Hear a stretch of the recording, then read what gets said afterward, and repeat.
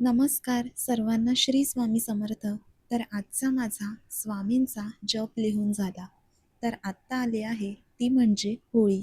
तर काय महत्त्व आहे या सणाचे मुख्यतः निसर्गाशी जाणूयात. होळी, हुताशनी पौर्णिमा, फाल्गुन शुद्ध 15. फाल्गुन पौर्णिमेला हुताशनी पौर्णिमा म्हणतात. या दिवशी साजरा केला जाणारा उत्सव म्हणजे होलिकोत्सव. यालाच होळी असे म्हणतात. माघ महिना संपताच ऋतूंचा राजा असलेल्या वसंताचे आगमन होते. धरती माता नवीन नवीन पानाफुलांनी बहरते. अनेक ठिकाणी ग्रामदेवतांच्या यात्रा उत्सवाला भरती येते. कुस्त्यांचे फड गरजत असतात. सर्वत्र आनंदी आनंद पसरतो. अशा वेळी हा आनंद वाढविण्यासाठी येतो होळीचा सण. उत्तर भारतात यालाच दोला यात्रा, होरी असेही म्हणतात. महाराष्ट्रात शिमगा म्हणतात. याचाच अर्थ भारतात जरी वेगवेगळे प्रांत असले तरी संस्कृती मात्र एकच आहे. होळी हा सण वेगवेगळ्या प्रांतात आजही वैविध्यपूर्ण पद्धतीने साजरा केला जातो.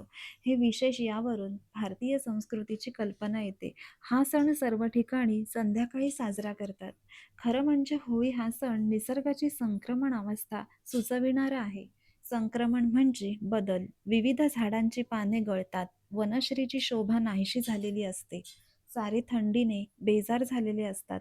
आता या स्थितीत बदल होणार असतो. प्राणीमात्रांत जोम, उत्साह येणार असतो. ते सांगणारा हा सण. थंडीचे त्रासदायक दिवस संपल्याचा हा आनंदोत्सव.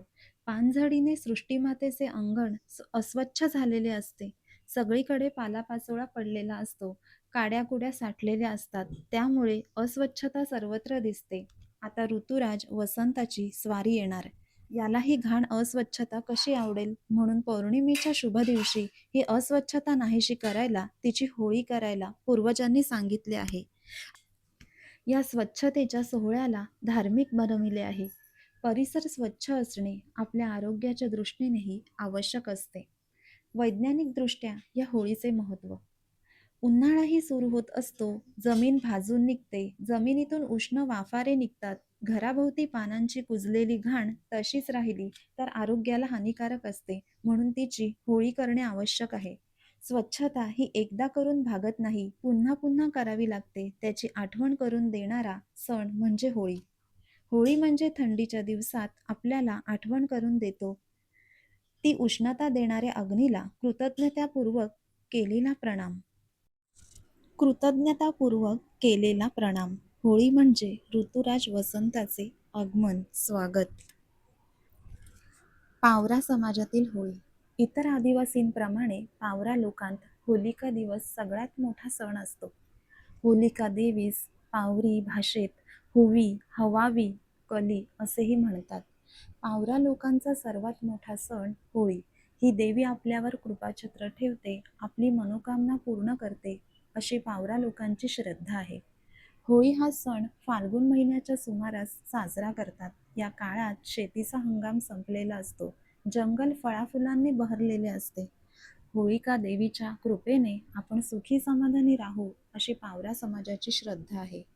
उत्तरेत हा उत्सव भगवान श्रीकृष्णांसाठी आहे, असे मानले जाते.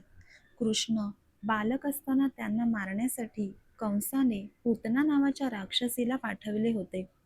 कृष्णाने तिचे कपट ओळखले आणि तिचे दूध पिता पिता तिचे प्राणही प्राशन केलेल्या पूतनेला होळीच्या दिवशी रात्री जाळण्यात आले, असे ते लोक मानतात.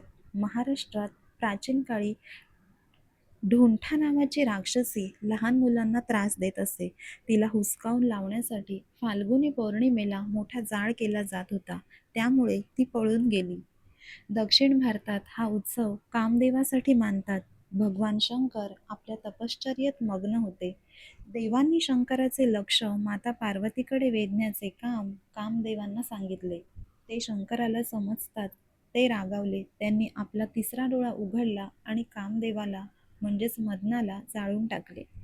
त्यांची आठवण म्हणून दक्षिणेत कामदेवाचा पुतळा तयार करून तो जाळण्याची प्रथा आहे. उद्देश एवढाच की अनेक ठिकाणी उन्हाळ्याचे दिवसात ठिकठिकाणी आग वगैरे लागते, तेव्हा आगीला शांत करण्याकरिता ही पौर्णिमा साजरी केली जाते. हा सण साजरा कसा करतात?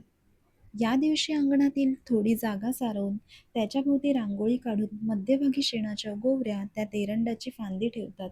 एरंडाचा एक दांडा उभा करतात. त्याच्याभोवती लाकडे, गोवऱ्या रचतात. त्याची पूजा करावी. पुरणपोळीचा नैवेद्य दाखवावा. सगळे गाव मिळून गोवऱ्या, लाकडे गोळा करून सार्वजनिक ठिकाणी होळी करतात. तिची पूजा करतात. नंतर त्यात नारळ अर्पण करून खोबऱ्याच्या वाट्या भाजून प्रसाद वाटतात. प्रत्येक सेवेकऱ्याने आपल्या घरासमोरील मोकळ्या जागेत छोटी होळी पेटवावी. नंतर हातात पाणी घेऊन मी व माझे कुटुंब यांना सुखशांती मिळावी म्हणून होळीचे पूजन करतो असा संकल्प करावा. त्यानंतर घरातील विस्तवाने होळी पेटवावी. त्याची पंचोपचार पूजा करून नैवेद्य द्यावा. तसेच घरात उपद्रव देणाऱ्या कीटकांच्या कणकेच्या आकृत्या करून त्या होळीत टाकाव्यात, म्हणजे जीवाणू नष्ट होतात. होळीला 3 प्रदक्षिणा घालाव्या. होळी या सणाच्या निमित्ताने मनुष्याने आपल्या अंगी असलेले वैगुण्य, दोष, प्रवृत्ती यांची होळी करावी. संपूर्ण वर्षाच्या शेवटी या सर्व गोष्टी सोडून द्याव्यात. हाच या सणाचा संदेश आहे. वटसावित्री, नागपंचमी, हरितालिका हे जसे स्त्रियांचे सण आहेत, त्याचप्रमाणे होळी हा पुरुषांचा सण आहे. जुने जाऊ द्या मरणा लागुनी, जाळूनी किंवा पुरून टाका, असे केशवसुतांनी म्हटले आहे. 5 दिवस हा सण साजरा केला जातो. दुसऱ्या दिवशी धुलिवंदन साजरा करतात. तर 5व्या दिवशी रंगपंचमीला सर्वांशी वैमनस्य सोडून देऊन प्रसन्नतेचे रंग उधळायचे असतात. या सणाची महती सांगणारी कथाही खूप छान आहे.